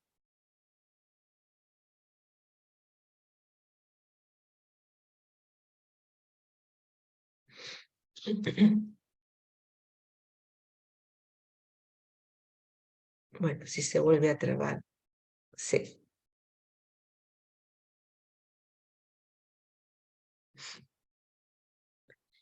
Lo que quería decir en primer lugar respecto a esto es que vieron que Vos Exti Lux Mundi, el Papa lo ha confirmado, estaba como a prueba, digamos, era un documento que estaba a prueba y el Papa lo ha confirmado el 25 de marzo de este año, hace muy poquito, ¿no? Y fíjense que llamativamente, digo por la pregunta que planteaba la comisión para este conversatorio, se sacó persona vulnerable y se puso adulto vulnerable. 2 veces este documento en el título 1 va a decir adulto, fíjense, un delito contra el sexto mandamiento, o sea, ¿a quién aplica esto, no? A quien comete un delito contra el sexto mandamiento del decálogo cometido con un menor o persona que habitualmente, que era la persona vulnerable, tiene un uso imperfecto de la razón, o con un adulto vulnerable. Y en el tercer lugar también, ¿no? La captación o inducción de un menor o de una persona, ¿no? O de un adulto vulnerable. Y fíjense cómo en el título 2, cuando quiere explicar, ¿no? A qué dice frente a estas presentes normas, qué se entiende por, ¿no? Y entonces dice por menor, por persona vulnerable, decía en el 19, y por pornografía infantil. A esa persona vulnerable hoy, Papa Francisco, en este motu propio, le va a llamar adulto vulnerable. Ahí está en italiano porque este documento, raro, pero todavía no está publicado en la página de la Santa Sede en español, ¿no? Entonces, lo que se aplicaba a persona vulnerable, hoy es adulto vulnerable. Y esto lo quiero remarcar y subrayar, porque quienes estuvieron en la cocina de esta transformación, de este documento, nos dicen que esto tiene que ver justamente con las denuncias de abusos por parte de religiosas, de religiosos, de gente en formación, de la gente de los seminarios, que ya han sido abusados siendo adultos. Y entonces, de alguna manera, el derecho canónico, la ley canónica, ¿qué tiene para decir sobre esto, no? Esto es una carga pesada que tenemos, es bastante triste, pero lo tenemos que también poder mirar de frente, ¿no? O sea, a sabiendas y con mucha sabiduría, se integra esta palabra de adulto vulnerable. Fíjense que nosotros decíamos cómo vivir adultamente nuestra vulnerabilidad, ¿no? Pero sí, cuando se usa como adjetivo, ¿qué se está queriendo decir, no? Me parecía que era importante destacar que es uno de los cambios principales de este documento que se acaba de confirmar, ¿no? Entonces, persona o adulto vulnerable, ¿no? dice este documento, es cualquier persona en estado de enfermedad, de deficiencia física o psicológica. Fíjense cómo tiene toda la carga negativa de la vulnerabilidad que decíamos hace un rato, ¿no? Que nos hacían pensar hace un rato. De privación de la libertad, que de hecho limite incluso ocasionalmente su capacidad de entender o de querer, y en cualquier caso de resistir a la ofensa. Por eso, por dar un ejemplo, una chica de 20 años que es acosada, casi les diría atrapada por un sacristán en la sacristía de una iglesia muy famosa, de una ciudad muy importante, en el centro de la ciudad, es una adulta vulnerable. O por lo menos que ha sido vulnerada en ese momento, porque ocasionalmente pierde la libertad, la capacidad de entender. Esto es bastante difícil. Los jueces eclesiásticos empiezan a preguntar, ya voy a decir algo sobre esto, ¿no? Si cómo es esto, si a qué edad fue, si era menor, si era mayor, pero tenemos que poder pensar con profundidad esta realidad que estamos viviendo también, ¿no? Donde los adultos también son vulnerados en nuestra iglesia. Y tenemos que tener una palabra, y como se decía, se preguntaba recién, ¿cómo hacer para erradicar este flagelo, este horror en nuestra querida iglesia, ¿no? Entonces, este y otros documentos, cuando hablan de vulnerabilidad, se refieren a la falta de autonomía de una persona, ¿no? A la limitada capacidad de entender, de querer, de resistir. Podríamos decir a la incapacidad de consentimiento, del cual también ya vamos a hablar, ¿no? Entonces, rápidamente, porque de esto algo dijo ya Lola Arrieta, ¿no? Fíjense que en la sociedad en que vivimos, esta sociedad que nos lleva a la autosuficiencia, ¿no? A la autorreferencialidad permanente, a la eficiencia, a poner muy, muy alto la autonomía, la autoexigencia, entre paréntesis, la autoexigencia que se ha convertido, diría yo, ¿no? En un patrón tan arraigado en la vida consagrada. Los consagrados siempre estamos ocupados, siempre tenemos cosas para hacer, siempre nos autoexigimos muchísimo y también mutuamente, ¿no? Esto también nos tenemos que hacer cargo de esto que nos queda como resabios, como decía Lola antes, de estos paradigmas más, que podríamos decir que son paradigmas más antiguos, pero que todavía nosotros los vivenciamos en nuestro propio cuerpo, ¿no? Entonces, frente a esta sociedad que instala toda esta necesidad de autosuficiencia, de autonomía, de que no somos interdependientes, de que nos tenemos que manejar solos y ser altamente eficientes, ¿quiénes son los vulnerables? Tomándolo como adjetivo, ¿verdad? Se puede ser vulnerables por edad. Fíjense que en esta sociedad de la autosuficiencia, los niños y los ancianos, los viejos, nuestros viejos, quedan fuera, porque justamente no son ni autónomos ni autosuficientes, ¿no? Se puede ser vulnerable por limitaciones cognitivas o de otro tipo, ¿no? También son vulnerables en esta sociedad los que no pueden defender sus derechos, ¿no? Los que tienen alguna incapacidad potencial para consentir o comunicarse. Sin embargo, tomado rápidamente, ¿no? Digo rápidamente porque ya Lola nos lo decía, de Carolina Montero, visto desde el lado positivo, la vulnerabilidad, y es la que nosotros tenemos que asumir, ¿verdad?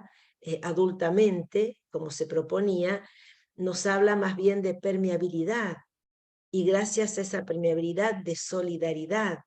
La vulnerabilidad es lo que nos va a hacer ser seres racionales, relacionales, porque nos da la capacidad justamente de ser herido, ¿no? No sé si habrá herida más grande, más fuerte que la del amor, ¿no? pero también esa vulnerabilidad nos da la capacidad de cuidado, de cuidarnos entre nosotros. Y hay otra autora que es Florencia Luna, que en el equipo de CONFAR nos gustaba mucho, lo habíamos reflexionado juntos. Ella dice, yo uso para el término vulnerabilidad, para darle como más flexibilidad al término y no pensar que es algo unívoco, ¿no? Como decíamos hace un rato, escuchamos hace un rato. Ella dice, yo uso la metáfora de las capas. Y entonces, de pronto, según nuestra biografía personal, nuestra individualidad, las circunstancias que vivimos, las situaciones, los contextos, según esas capas que me puedo ir poniendo o sacando, soy más o menos vulnerable. Y esto está bueno para poder pensarlo también, ¿no? En el equipo de CONFAR, uno de los hermanos dice, yo doy el ejemplo muy simple de la escuela. En la escuela, que cuando tenemos primaria y secundaria, por ejemplo, según el sistema aquí en la Argentina, ¿verdad? Un niño de 7º grado en el primario es el todopoderoso, porque es el último año de la escuela primaria, ¿verdad? Entonces, son los compadritos, los facheritos, los que amedrentan a todos los demás, ¿no? Cuando ese niño vive eso en diciembre, cuando ese niño empieza el año lectivo siguiente en marzo, y pertenece al primer año de la escuela secundaria, es un niño que está todo apichonado. Le cambió la situación, le cambiaron las circunstancias, le cambió el contexto. Pongo este ejemplo porque caricaturizarlo, digamos, de alguna manera nos ayuda a pensar también en nosotras, en nosotros, ¿no? Si tengo un cargo de autoridad o no, si soy superiora o era y ya no lo soy, si no lo era y ahora lo soy, ¿cómo voy viviendo esos traspasos, digamos, ¿no? ¿Cómo voy viviendo esas circunstancias de mi vida? Y entonces también nos ayuda a pensar, y esto yo creo que es muy, muy importante, que no hay personas o grupos que son vulnerables y otros que no lo son o que no lo somos, ¿no? En ese sentido, yo creo que nos tenemos que hacer cargo de lo que escuchamos, de lo que leemos, de lo que decimos. Fíjense que yo escucho mucho, ¿no? Hablo desde lo que escucho de las víctimas, del intercambio también con hermanas, con amigas religiosas, ¿no? Hablo también desde la vulnerabilidad que yo también siento, ¿no? Que pensaba y estoy convencida, ¿no? Es otra trampa que tenemos a veces, ¿no? O sea, tenemos que saber para poder hablar. O sea, no hablamos porque sabemos, hablamos porque padecemos con, hablamos porque sufrimos con, hablamos porque nos indignamos, ¿sí? Hablamos porque queremos tener los oídos, los ojos y el corazón abierto a las vulnerabilidades que sentimos y que sienten nuestras hermanas y hermanos en la vida religiosa también. Entonces les decía, a veces se escucha como muy, muy rápidamente, y hasta me animaría a decir con todo respeto y con dolor, muy superficialmente, esa comunidad es vulnerable, por eso le pasó lo que le pasó. ¿Y qué queremos decir cuando decimos eso? ¿Que las víctimas tienen la culpa de haber sido abusadas? ¿Por qué decimos tan rápido que una comunidad es vulnerable? O una hermana nuestra es vulnerable. Lo es, y nosotros qué frente a eso, ¿no? Entonces, poder pensar esto de la vulnerabilidad también como algo que podemos ser cada uno de nosotros también. Y que tenemos que hacernos cargo de esto, ¿no? Y desde el lado positivo, como nos decían hace un rato, realmente bendito sea Dios, bendito sea nuestro Dios vulnerable, que nos hace vulnerables y bendito sea Dios si nos reconocemos vulnerables, según también las circunstancias, el contexto y también la misma antropología que nos hace ver quiénes somos de verdad, ¿no? Y como yo les decía recién, se habla de personas vulnerables o de adultos vulnerables en la iglesia. Y esto también lo tenemos que mirar con profundidad, porque puede ser una trampa, porque fíjense, si desde el lado positivo estamos diciendo que vulnerabilidad es permeabilidad, es capacidad de ser afectados por el otro, es solidaridad, es relacionalidad, entonces la vulnerabilidad en nuestra iglesia y en nuestro paradigma del Evangelio es la condición necesaria del discípulo. Y es ahí donde vamos a ser heridos, o donde van a ser heridos nuestros hermanos y hermanas. Es la condición de absoluta y de alta generosidad. ¿No le pedimos eso a nuestros formandos y formandas? Que entreguemos la vida, que la demos completamente, que no retaciemos, que no nos dejemos nada para nosotras, como nos decía Lola, que estemos disponibles, que dispongamos de nosotros mismos. Entonces, tenemos que poder pensar, esto también lo dice Carolina Montero, tenemos que poder pensar esto de personas vulnerables en la iglesia. ¿Acaso no deberíamos serlo todos? En el sentido positivo. Y la vulnerabilidad tiene mucho que ver con la confianza. Fíjense, sobre esto yo quería decir también una palabra, porque puestos en el lugar de quien recibe, pensemos cada uno si cuando acompañamos personas, o pensemos en nuestros formandos, formandas, si lo que nos pedimos es confianza. Porque además estamos convencidos que la confianza, lo que decimos la confianza básica en primer lugar, es lo que nos constituye como personas íntegras, maduras. La confianza es la que nos da la posibilidad de hacer procesos psicoafectivos saludables. Es la capacidad también que nos hace confiar en los demás.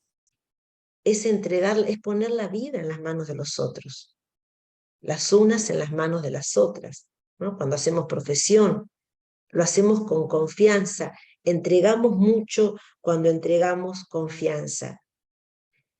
Y tenemos confianza porque somos vulnerables.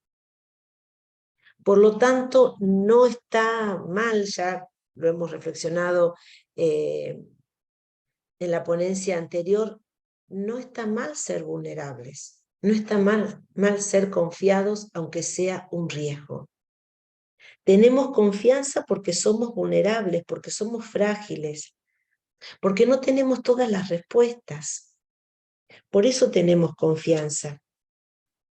A su vez, quien acoge nuestra confianza adquiere un compromiso de cuidado y protección.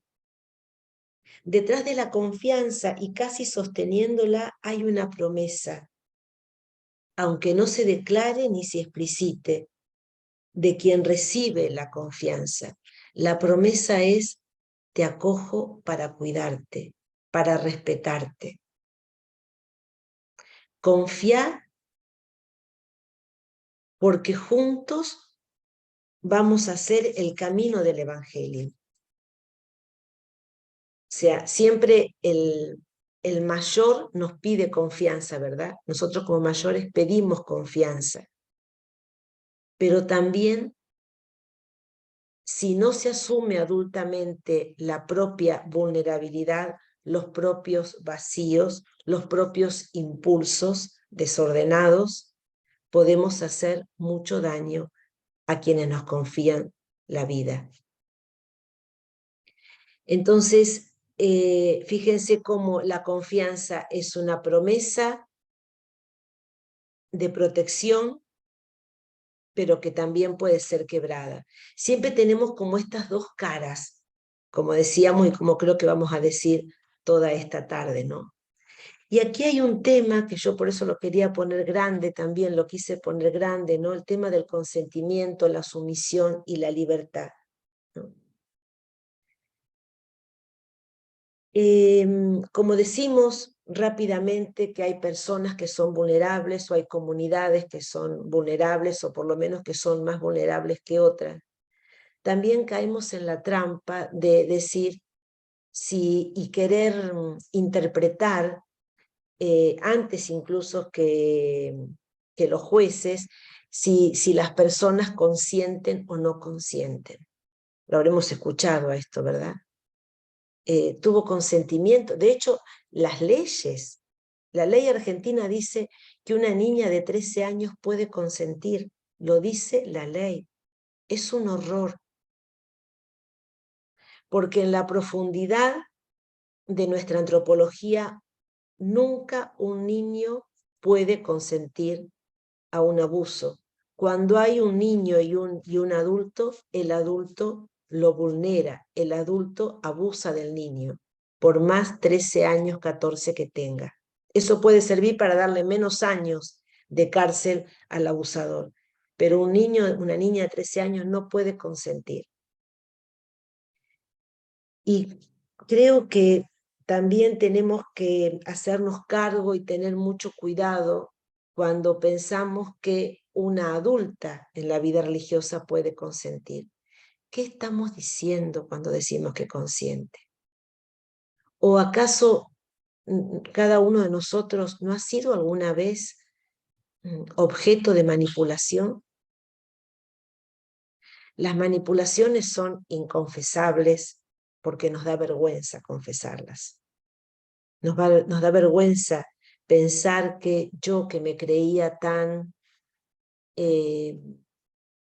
capaz de afrontar todas las vicisitudes afectivas y demás, sin embargo, me doy cuenta que alguna vez han aprovechado de mí, ¿no?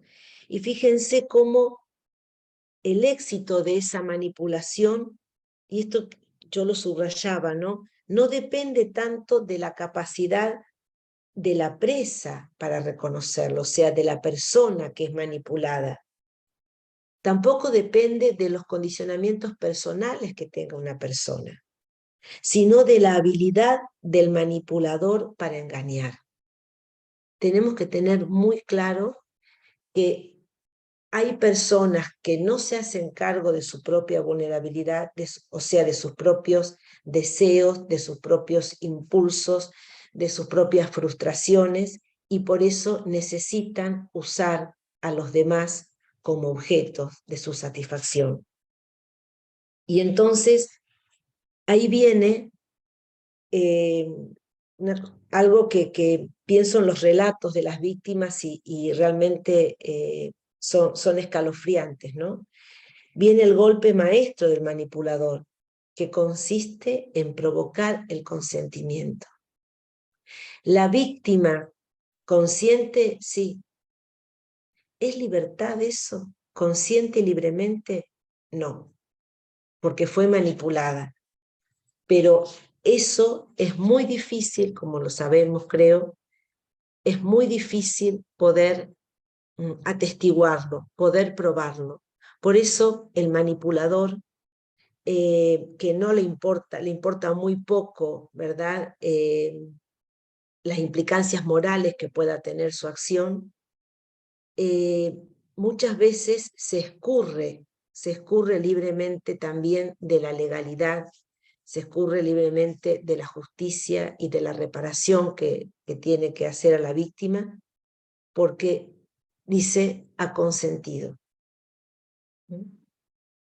Y justamente, como planteaba antes, ese consentimiento a veces viene de esa donación que sintió esa persona. Las sobrevivientes narran, era mi padre espiritual, ¿cómo iba a pensar que iba a hacer algo que me iba a dañar? A lo sumo sentí un poco de vergüenza, sentí un poco de incomodidad al principio, pero no me daba cuenta. Cuando me hacía dormir la siesta con él, no me daba cuenta que estaba abusando de mí. Cuando me decía, vamos a dejar un rato la dirección espiritual porque yo necesito descansar 10 minutos, y entonces vamos a ir a un sillón, yo no me daba cuenta, dice la víctima, la sobreviviente, que eso era un abuso. Porque yo hacía todo lo que él me decía, quizás desde muy jovencita, ¿no? Y tenía la donación de toda mi confianza a esa persona. Por eso esa víctima consintió libremente. Eso es lo que tenemos que poder pensar en profundidad. Por eso este juego de consentimiento, sumisión, libertad, tenemos que poderlo ver con muchísima lucidez, ¿no? Y nuestras hermanas y nuestros hermanos en nuestras comunidades tienen que poder no hablar de esto en el sentido de que en la mesa de la comunidad alguien diga yo fui abusada, porque esto sí que es muy difícil, pero por lo menos hay que plantear el tema para que se pueda buscar ayuda, porque les puedo asegurar que hay muchas hermanas y hermanos en nuestras comunidades que han sufrido o de pequeños o de adolescentes o de jóvenes adultos manipulación,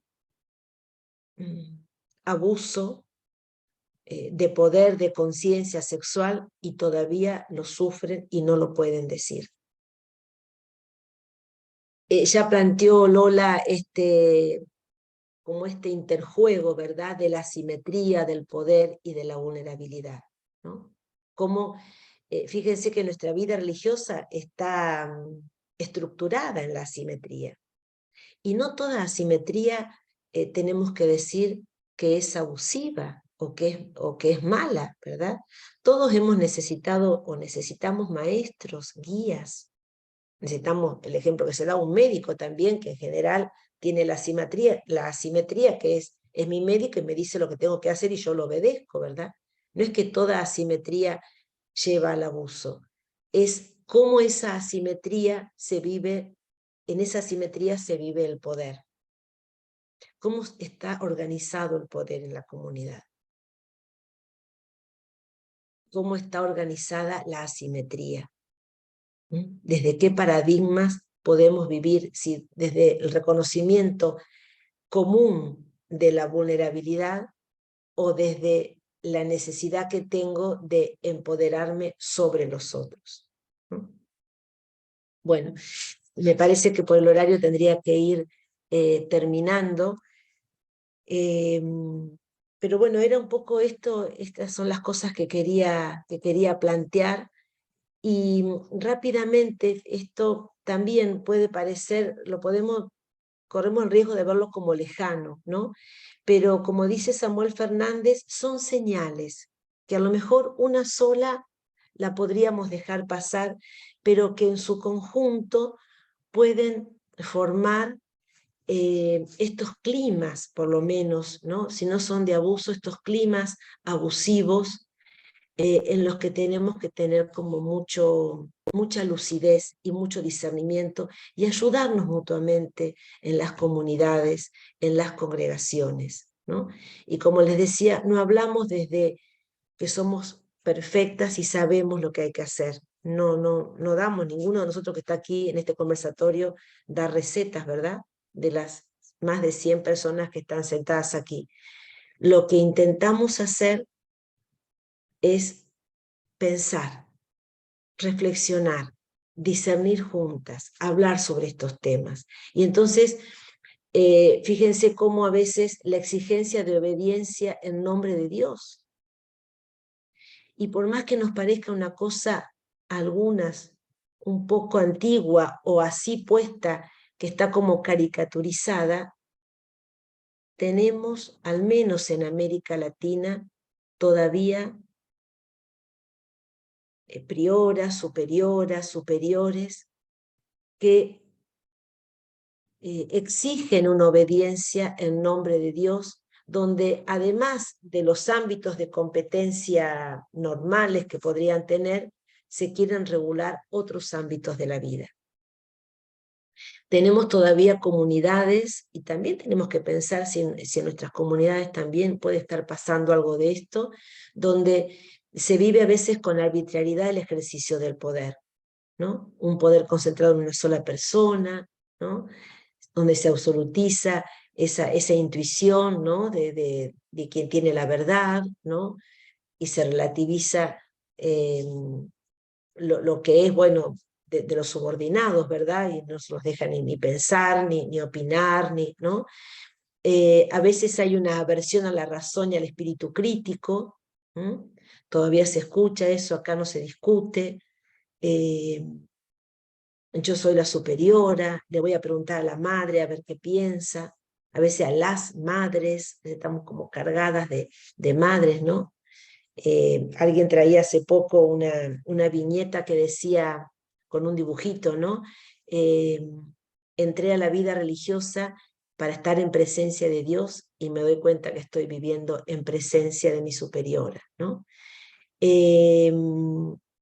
Hay cosas que de verdad son todavía muy dolorosas entre nosotras, entre nosotros.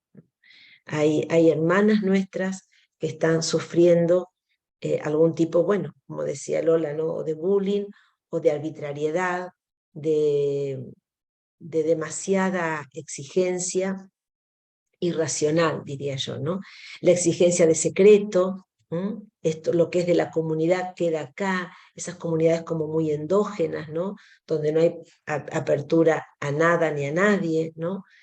Donde hay un único referente respaldado por Dios, bueno, etcétera, etcétera, ¿no? Entonces,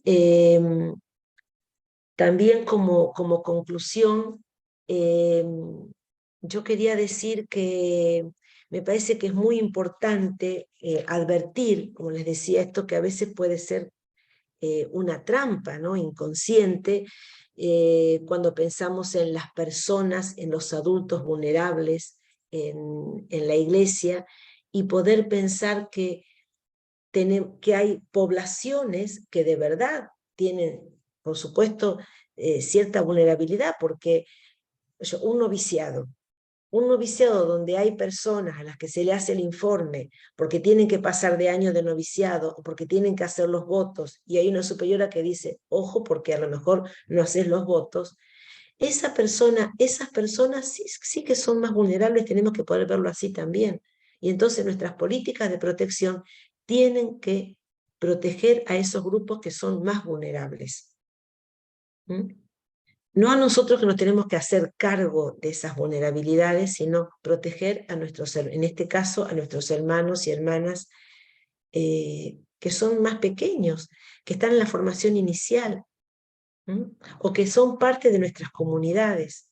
Nuestras políticas de protección tienen que proteger, por supuesto, a los grupos que por situación, como decía, por contexto, por circunstancias, pueden estar siendo o sintiendo mayor el peso de la vulnerabilidad y nos están pidiendo que nosotros los protejamos, que nosotros, asumiendo nuestra vulnerabilidad como adultas, como adultos, podamos protegerlos al máximo, podamos cuidarlos al máximo.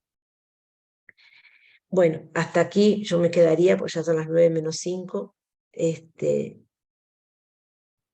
agradecemos muchísimo la claridad con la que nos has dado, Alejandra, muchas concreciones, muchas cuestiones que tocan nuestra vida y que nos dan oportunidad de identificar algunos indicadores, algunas tendencias que pueden ayudarnos a discernir mejor, ¿verdad? A discernir, bueno, asesoradas también en comunidad, en discernimiento.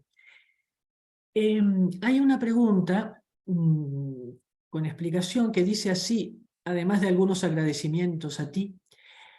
Ante una denuncia de abuso perpetrado al interior de las comunidades religiosas, en las mayorías de los casos se revictimiza al abusado.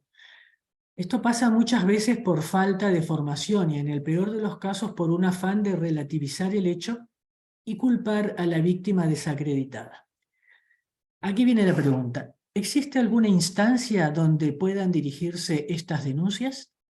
Para que no terminen en silencio, ¿qué debemos hacer como vida consagrada para asumir este cáncer en nuestras comunidades y crear comisiones o acciones concretas? ¿Cómo prevenir este tipo de dinámicas abusivas dentro de nuestras comunidades, sobre todo en la formación inicial? Bueno, sí que existen las instancias, justamente la CLAR está haciendo un gran aporte en esto, nos estamos preparando, nos estamos formando.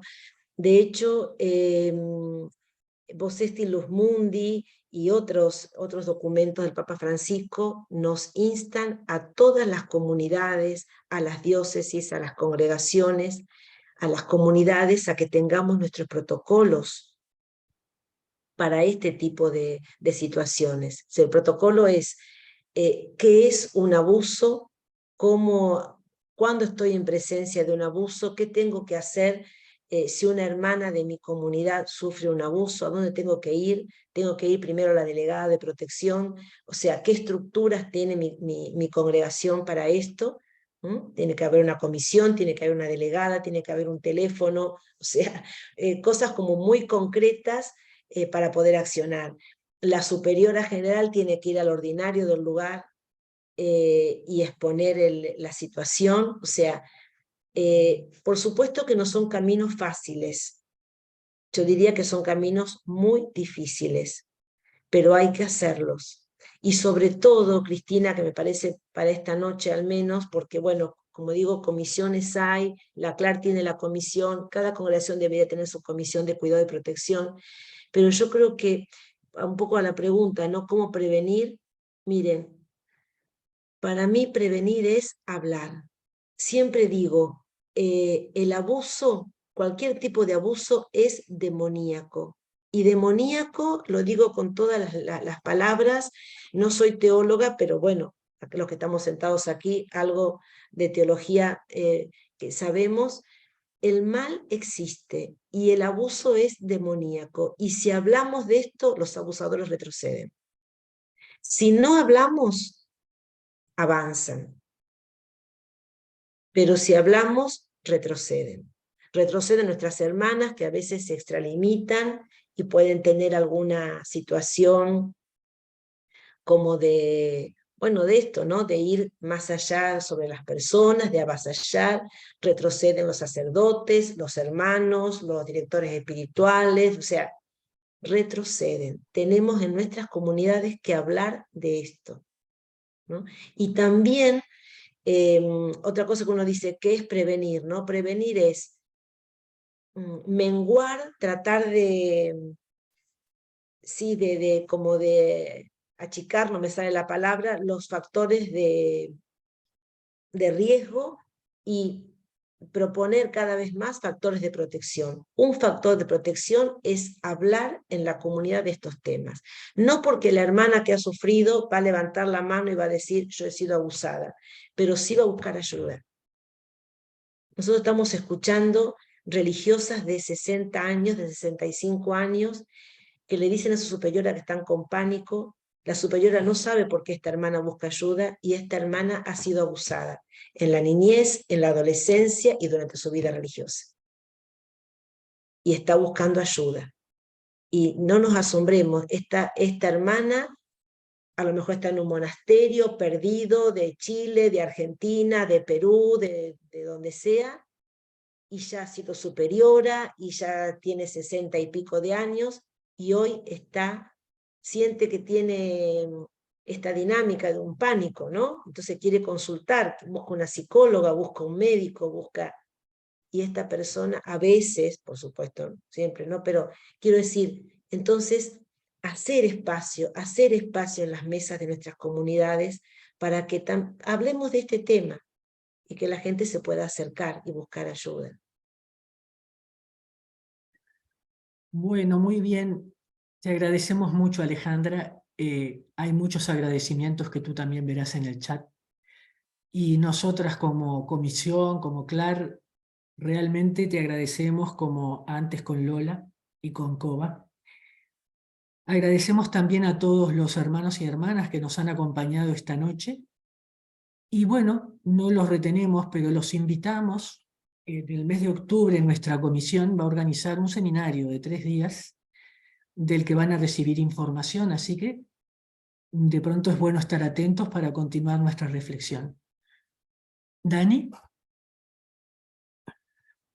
Bueno, más que agradecida por el aporte de Lola, de Alejandra, por todo lo que realmente vamos construyendo y caminando como comunidad de vida religiosa de América Latina y el Caribe. Y estos espacios son justamente para hablar, para ayudarnos, para abrir un poco más de horizonte. Así que gracias por haber estado presente, por quienes nos han acompañado por Facebook Live, que ha sido mucha gente. Y bueno, esto da muestra de que necesitamos fortalecernos y mirar con mucha esperanza lo que viene por delante. Gracias, querida comisión, también. Y bueno, nos seguimos encontrando. Hay muchas propuestas de la CLAR. Todos somos CLAR, como decimos siempre. Así que esperamos volver a encontrarnos y a vernos. Muchísimas gracias por todo. Adiós, adiós. Gracias.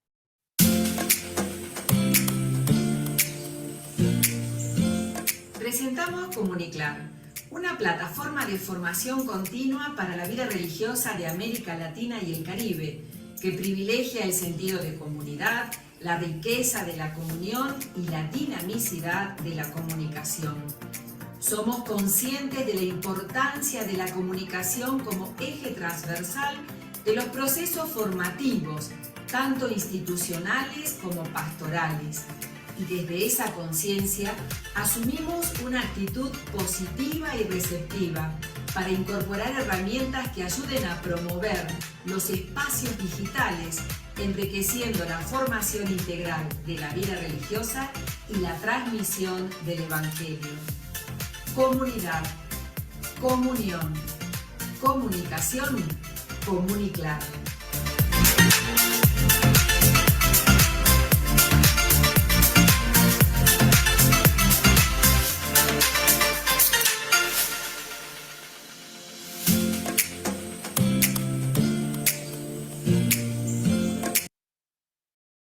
Bueno, abrimos nuestros micrófonos porque todos somos CLAR. Y muy buenas Chao, chao. Gracias. Gracias.